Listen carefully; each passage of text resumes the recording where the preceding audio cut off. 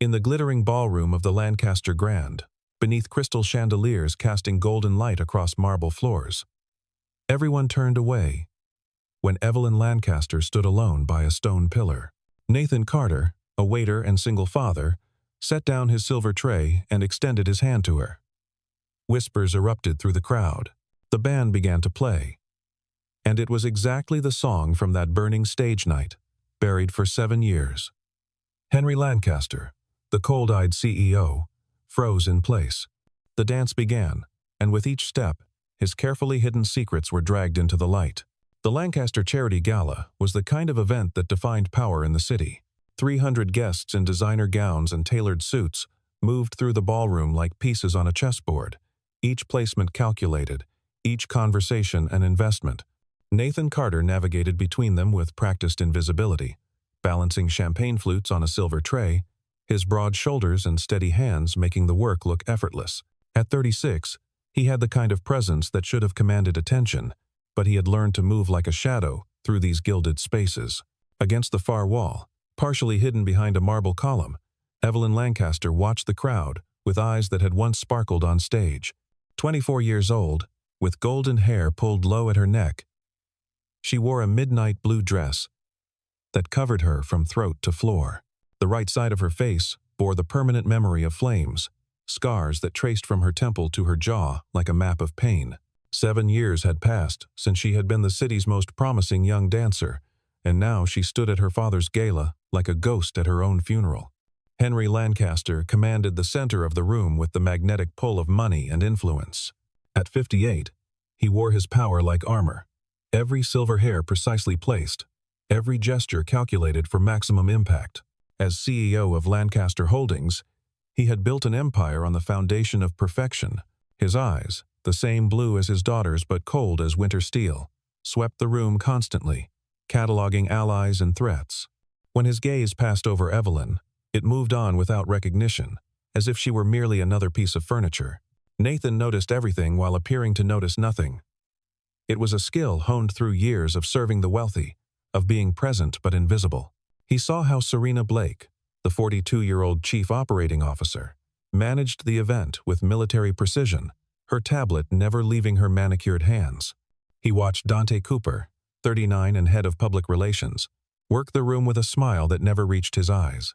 He observed Vivian Moore, the 30-year-old influencer whose camera phone captured every moment, her followers hanging on each image of privilege and excess. But mostly, Nathan watched Evelyn. He had been watching her all evening, seeing how she pressed herself against the pillar when groups passed too close, how her fingers trembled slightly when she reached for her untouched champagne glass. In his jacket pocket, his fingers found the small music box his late wife Amanda had given him years ago. Sometimes it played a few notes unbidden, a ghost of melody that reminded him of dreams deferred and love lost. The evening proceeded with choreographed precision. Henry took the stage to announce the charity's latest initiative, his voice carrying the authority of someone who had never been denied. Cameras flashed as he signed donation pledges, each signature another brick in the wall of his legacy. The crowd applauded on cue, their enthusiasm proportional to their proximity to his power. Through it all, Evelyn remained in her corner. A beautiful tragedy everyone pretended not to see. The whispers followed her like shadows.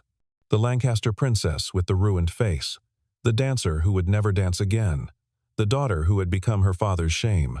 7 years ago, the Riverside Theater had been packed for the Youth Ballet Company's season premiere. Evelyn Lancaster had been the star, her name on every poster, her future written in headlines waiting to be printed. The stage had been set with elaborate scenery, painted forests that would transform with light into magical kingdoms. She had been in her dressing room when the first wisps of smoke appeared, barely noticeable in the excitement of opening night. The fire started in the lighting rig, a perfect storm of faulty wiring and ignored safety protocols. Corbin Hayes, the 50-year-old stage engineer, had filed 3 separate reports about the substandard equipment. Each report had been buried under budget concerns and timeline pressures. The sprinkler system had been deactivated for maintenance that was never completed. The fire exits had been partially blocked by set pieces. Every shortcut taken in the name of profit had led to that moment when the flames dropped from above like judgment. Evelyn had been rushing to help a younger dancer when the burning backdrop collapsed. The synthetic material melted as it fell, adhering to her skin with cruel permanence. The right side of her face took the worst of it, the heat so intense it destroyed nerve endings, leaving some parts mercifully numb, while others screamed with endless pain. Her hands, trained to express emotion through movement, were burned trying to shield herself. Henry Lancaster had arrived at the hospital with a team of lawyers before the doctors had finished their initial assessment. While his daughter lay sedated, her body fighting infection and shock, he was already controlling the narrative. The story that emerged in the press was sanitized, simplified, an unfortunate accident, no one to blame. The theater's insurance would cover medical expenses. The Lancaster family requested privacy during this difficult time. What the public never learned was that Henry had personally approved the budget cuts that eliminated safety upgrades. His signature was on the documents that Corbin Hayes had tried to contest. The theater was one of Lancaster Holdings' charitable investments, a tax write-off that was never supposed to require actual attention. Henry buried the investigation, paid off inspectors, and ensured that the official report blamed a perfect storm of unforeseeable circumstances. Nathan knew none of this history as he worked the gala, but he recognized pain when he saw it. His wife Amanda had died of cancer 3 years ago, a long battle that had drained their savings and their dreams. He had been offered a tour with a jazz quartet just before her diagnosis, the break he had been working toward since college. Instead, he had stayed home, learned to braid his daughter Lily's hair, and taken whatever work would pay for treatments that ultimately failed. Now he played piano in hotel bars and served champagne to people who spent more on a single bottle than he made in a month. The gala continued its predetermined course. The band, led by Finn Morgan, played safe standards that wouldn't disturb conversation or digestion. 35 and classically trained, Finn had his own dreams deferred, conducting wedding bands when he had once imagined symphony halls. Serena Blake supervised every detail, checking with him repeatedly about the playlist, emphasizing certain songs to avoid. Nothing too melancholy, nothing that might remind anyone of tragedy or loss. Nothing from the Riverside Theater's final season. The younger guests, friends of friends who attended these events for the open bar and networking opportunities, had discovered Evelyn's corner. Their whispers weren't as subtle as they believed, voices carrying over the ambient music. "She used to be beautiful," one woman said, not bothering to lower her voice. "Such a shame about the fire. I heard she never leaves the house. Why would her father bring her here? It's cruel to parade her around like this." Vivian Moore had started a live stream, her phone sweeping the room as she provided commentary to her followers. She avoided pointing the camera directly at Evelyn, but made sure to capture her in the background. A figure of tragedy adding depth to the glamorous scene. The contrast would drive engagement, she knew. Beauty and beast in the same frame, always did. Henry took the stage again for his keynote address, and this time, something shifted in his prepared remarks. He had been planning to speak about the importance of charitable giving, but standing there, seeing his daughter in his peripheral vision, he changed course. "Beauty," he said, his voice carrying across the silent room, "is more than surface deep. But we live in a world that demands perfection. Lancaster Holdings has always stood for excellence, for the highest standards in everything we do. We cannot accept anything less than the very best." The words landed like stones in still water, ripples of discomfort spreading through the crowd. Evelyn's hand tightened on her champagne glass, her knuckles white with pressure. She had learned to armor herself against stares and whispers, but her father's words cut through every defense.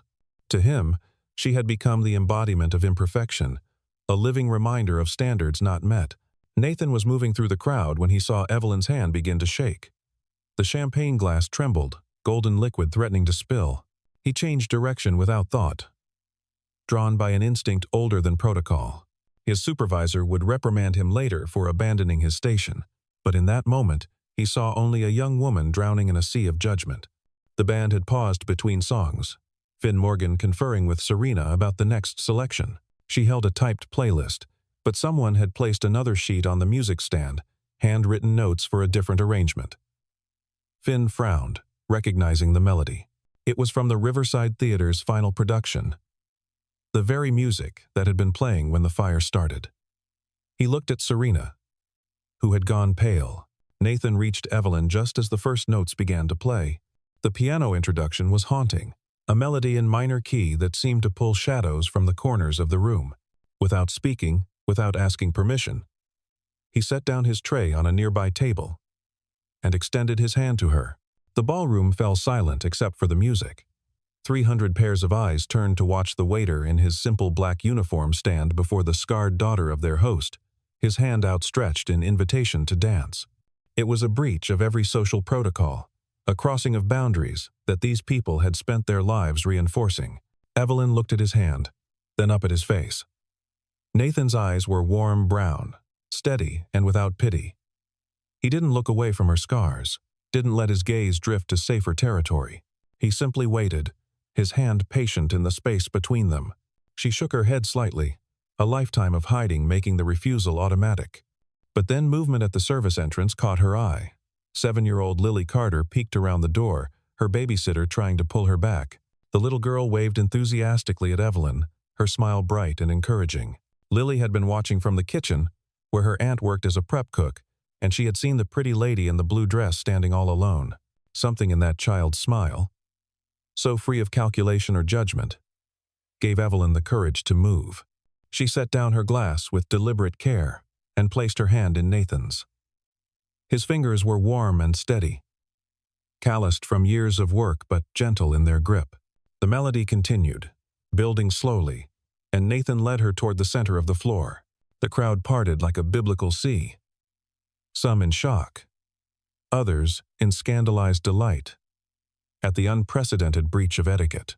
Whispers rose like a tide, but Nathan kept his eyes on Evelyn, his hand firm at her waist as they found their position. "You can dance as yourself," he said quietly. His voice meant only for her. Nothing more, nothing less. The music swelled, and muscle memory older than trauma took over. Evelyn's body remembered what her mind had tried to forget. The first steps were hesitant, her legs uncertain after years of stillness. But Nathan was a surprisingly skilled partner, his lead clear but not overwhelming. He had learned to dance with Amanda during her good days, when the chemotherapy hadn't left her too weak to stand. He knew how to support without controlling, how to create space for his partner to find her own strength. They began to move together, and it was like watching a flower bloom in fast motion. Evelyn's spine straightened, her arms found their grace, and for a moment, the scars on her face seemed to disappear, replaced by an expression of pure concentration and growing joy. The melody wrapped around them, achingly beautiful and terribly familiar. Henry Lancaster stood frozen at the edge of the stage, his face draining of color as recognition dawned. This was the exact music from that night, the waltz that had been playing when the fire alarms first sounded. He had buried every recording, had paid to have the sheet music destroyed, had done everything in his power to erase this melody from existence. Yet here it was, filling his ballroom, accompanying his daughter as she danced with a servant. "Stop this," he said. But his voice was lost in the music. He stepped forward, then hesitated, aware of the cameras, of Vivian Moore's phone streaming live, of 300 witnesses to whatever came next. Dante Cooper was at his side instantly, hissing urgently about containing the situation, about the narrative they would need to construct. But Serena Blake was staring at the dancers with something like wonder, her tablet hanging forgotten at her side. Even she, master of control and protocol, seemed mesmerized by the transformation taking place on the dance floor. Nathan guided Evelyn through a complex turn, and her muscle memory responded perfectly. 7 years fell away like shed skin. She was no longer the hidden daughter, the family shame, the tragedy to be whispered about. She was a dancer, and she was dancing. The music built toward its crescendo, the melody soaring with a mixture of sorrow and defiance that seemed to tell the entire story without words. "Stop this immediately." Henry's voice finally cut through the music, amplified now by the microphone he had grabbed from the podium. "This is inappropriate. You," he pointed at Nathan, "are an employee of this establishment. You have no right to." Evelyn stopped dancing but didn't let go of Nathan's hand. She turned to face her father, and when she spoke, Her voice carried a strength that had been buried under 7 years of silence. "I'm tired of asking permission to exist," she said, each word clear and deliberate. "I'm tired of hiding, so you don't have to see what your choices cost. I'm tired of being your shame."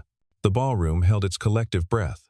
Vivian Moore's camera captured every second, the viewer count climbing exponentially as word spread through social media that something extraordinary was happening at the Lancaster gala.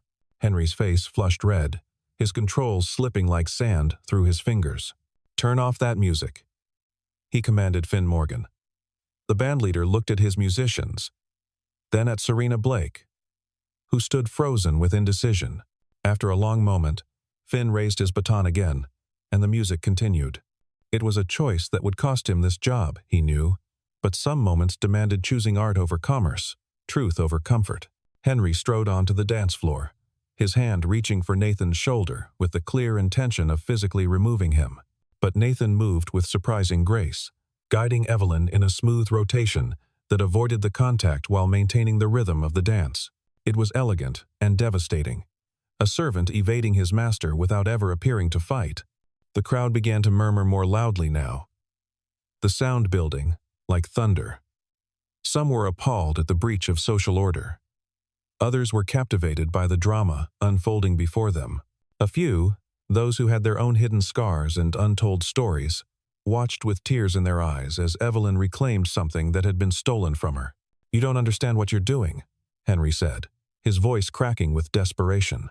He had moved beyond anger into something more primal, the fear of a man watching his carefully constructed world collapse. "You're humiliating yourself.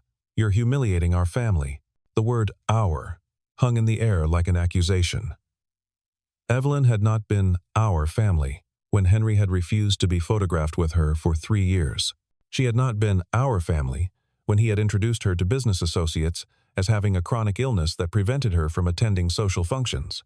She had been erased from our family the moment her face no longer fit his definition of perfection.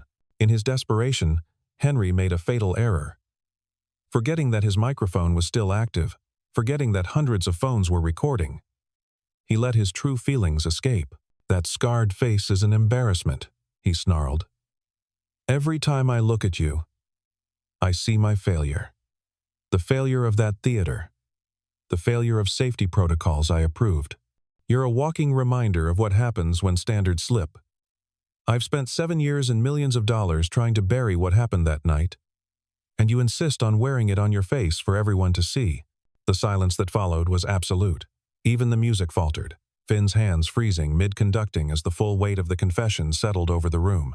Henry seemed to realize what he had said, his eyes widening as he saw Vivian Moore's camera pointed directly at him, the red recording light like an unblinking eye. Nathan's voice was calm, but carried to every corner of the ballroom. "That night," he said, "the sprinkler system had been deactivated to save money. The fire exits were blocked because storage was needed for set pieces. The electrical system hadn't been upgraded in 15 years despite multiple warnings. Corbin Hayes filed report after report about the dangers, and everyone was rejected because it would have impacted the profit margins." Serena Blake's face had gone white. Dante Cooper was frantically typing on his phone, trying to do damage control that was already impossible. The crowd began to shift restlessly, the social order that had seemed so solid moments before beginning to crack. Henry attempted to regain control. "These are baseless accusations from a waiter who clearly has an agenda. He probably planned this whole stunt for money, for attention, for—" "I have the reports," a new voice said from the service entrance. Corbin Hayes stepped into the ballroom, looking older than his 50 years but carrying himself with the dignity of someone who had waited 7 years to speak the truth. In his hands was a thick folder of documents, original emails, safety assessments, and budget proposals. Everyone has Henry Lancaster's digital signature, authorizing the cuts that made the fire inevitable. Corbin had been invited by Nathan, who had tracked him down after learning fragments of Evelyn's story from kitchen staff, who remembered the night their beloved boss's daughter had been hurt. Nathan had spent weeks putting pieces together, knowing this night would come, knowing someone needed to be ready to catch Evelyn when her father inevitably let her fall again. The crowd erupted in chaos. Guests pulled out phones, not to record but to call lawyers, publicists, board members, The Lancaster Holdings empire, built on an image of perfection and excellence, was crumbling in real time. Several people who had lost money in Lancaster ventures over the years began to speak up, emboldened by the crack in Henry's armor. Stories of crushed competitors, buried reports, and destroyed lives began to surface like bodies in a flood. Through it all, Evelyn and Nathan continued to dance. The music had resumed, Finn conducting with tears streaming down his face as he recognized the power of art to reveal truth. The other musicians played with a fervor they hadn't felt since music school, when they still believed in the transformative power of their craft. Henry stood isolated in the center of his own gala, watching his daughter dance around him like a beautiful ghost of the child he had sacrificed to his ambition. His phone buzzed incessantly with calls from board members, but he didn't answer.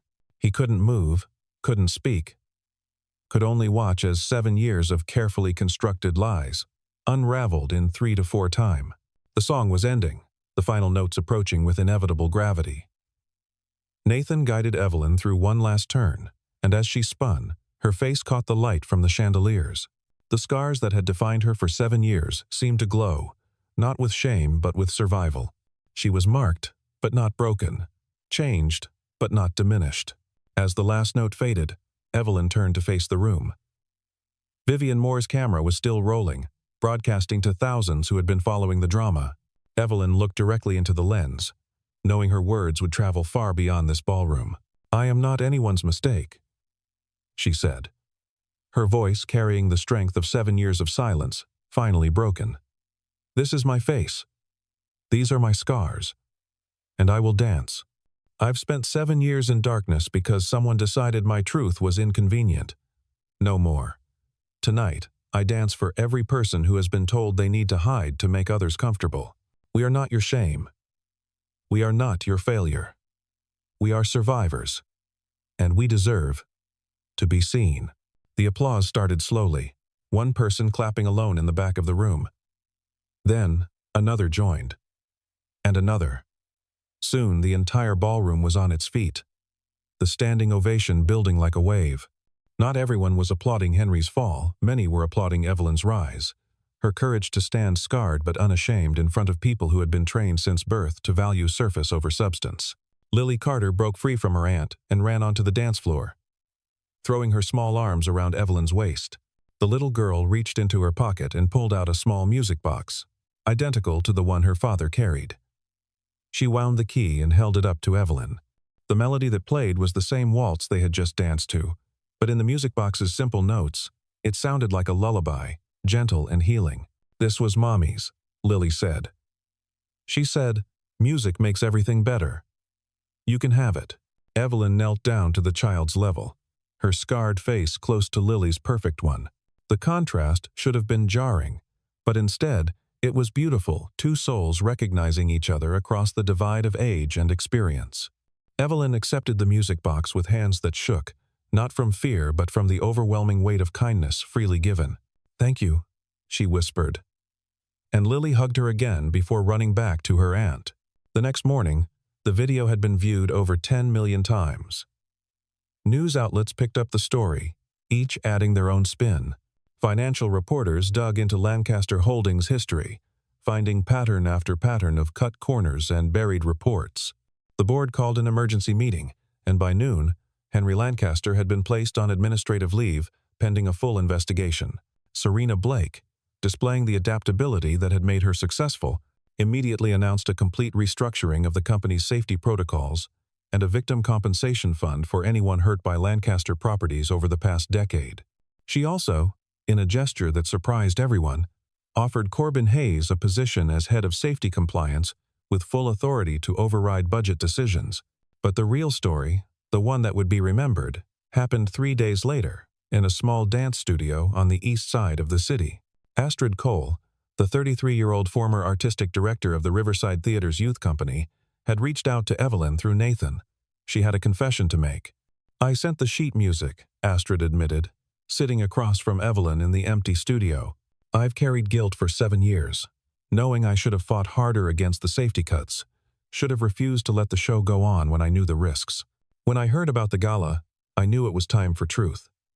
I didn't know if anyone would play it, but I had to try. You deserve to dance to your own song, not the sanitized version your father preferred. Astrid had taken over a small dance academy after the fire, teaching children who couldn't afford the elite schools.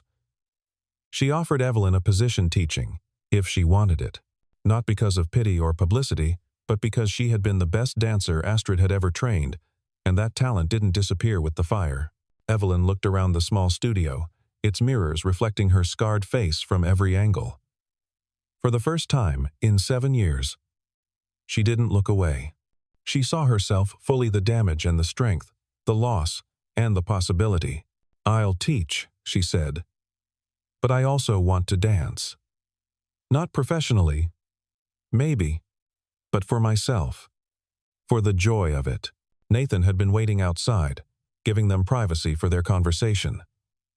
When Evelyn emerged, she was crying but smiling. A combination he recognized from his own journey, through grief to acceptance. He offered her a ride home, but she shook her head. "I think I'll walk," she said. In daylight, without hiding. Over the following weeks, life rearranged itself in unexpected ways. Nathan found a part-time position at the dance academy, managing their sound equipment and playing piano for classes. It allowed him to keep his benefits while spending more time with Lily, who had started taking Evelyn's beginning ballet class. The little girl approached dance with the same joy she brought to everything. Uncoordinated, but enthusiastic. Making Evelyn laugh with her creative interpretations of basic positions. Henry Lancaster faced multiple investigations, both civil and criminal. His empire crumbled piece by piece, each revelation worse than the last. But perhaps the most devastating blow was personal, a letter from Evelyn, delivered by lawyer, stating she wanted no contact until he had undergone substantial therapy and made genuine amends to all the people his negligence had hurt. The letter was not cruel, merely clear. She would not be his path to redemption unless he did the work himself first. The video of the dance became something larger than scandal or vindication. It became a symbol for everyone who had been told to hide their imperfections, to make themselves smaller for others' comfort. Dance studios across the country began hosting inclusive classes, making space for people with disabilities, disfigurements, and differences. The waltz from that night, officially titled "Reflection in Flame," was recorded by the London Symphony Orchestra, with proceeds going to burn victims' support organizations. 6 months later, Henry appeared at one of Evelyn's classes. He stood in the doorway, diminished and gray, watching his daughter teach a group of young children. One little girl had a prosthetic leg. Another boy had birthmarks covering half his face. Evelyn treated them all the same, with patience and encouragement, helping them find grace in bodies the world had labeled imperfect. When the class ended, Henry approached slowly. He didn't speak, didn't try to explain or justify. He simply stood before his daughter and, for the first time in 7 years, really looked at her. Not at the scars, but at her, the woman she had become despite him, not because of him. "I see you," he said quietly. "Finally, I see you." It wasn't forgiveness that would take years, if it came at all, but it was a beginning. The first honest moment between them since the fire. Evelyn nodded once, acknowledging the words without accepting them as enough. She had learned that healing happened on its own timeline, not anyone else's schedule. 1 year after the gala, the renovated Riverside Theater reopened with a benefit performance. Evelyn stood at center stage. No makeup covering her scars. No shadows to hide in. The lights were bright but properly installed. The exits clear. The sprinkler system state-of-the-art. Corbin Hayes had personally overseen every safety measure.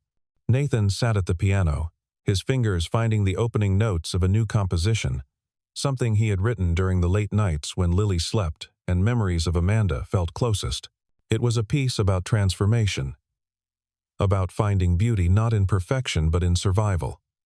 In the choice to keep going when stopping would be easier. Evelyn began to dance, and the audience held its breath. This wasn't the desperate dance from the gala, born of defiance and pain. This was something else, entirely a celebration of scars, as maps of survival, of imperfection, as proof of life lived fully. She moved with a grace that transcended conventional beauty, each gesture telling the story of falling and choosing to rise. In the back row, Henry Lancaster stood to applaud. His presence had not been announced, his ticket purchased quietly, his attendance a private act of witness rather than public gesture. He had spent the year in therapy, confronting the shallow values that had cost him his daughter, and very nearly his soul. He was not forgiven, might never be, but he was learning to live with that reality. The performance ended with Evelyn reaching toward the lights above, not in fear but in acknowledgement. Fire had transformed her, marked her, but not destroyed her. She stood in full illumination, scarred and radiant, as the audience rose to its feet. The ovation lasted 7 minutes, one for each year she had hidden, though no one was counting except her. Backstage, Lily ran to Evelyn with the music box, wound and ready. The simple melody played, a thread connecting past to present. Lost to hope, Nathan joined them, his arm around his daughter, his eyes on Evelyn with something that might grow into love, given time and trust. "How was it?" Evelyn asked Lily, kneeling to the child's height. "Perfect," Lily said, then reconsidered with 7-year-old honesty. "Not perfect, actually. Better than perfect. Real." Evelyn laughed, a sound that had been absent for so long that it felt foreign in her throat. But it was real, like Lily said, real and imperfect, and absolutely enough. The music box played on, its melody mixing with the fading applause and the sound of rain beginning to fall on the theater's new roof. Everything was different from 7 years ago, and everything that mattered was exactly as it should be. Not perfect, but real. Not flawless, but whole. In the end, that was the only dance worth doing, the one that honored both the breaking and the mending, the falling and the rise, the scars and the soul beneath them. Evelyn had found her stage again, not as the dancer she had been, but as the one she had become. And in that becoming, she had taught everyone watching that beauty wasn't about the absence of marks but about the courage to be seen, marks and all. The music box clicked closed, its song complete. But in the silence that followed, you could still hear it, the echo of truth finally told, of shame transformed to strength, of a dance that changed everything simply by happening. Some stories end with happily ever after. This one ended with something better. The beginning of honestly ever after, scars included, shame excluded, truth the only melody that mattered.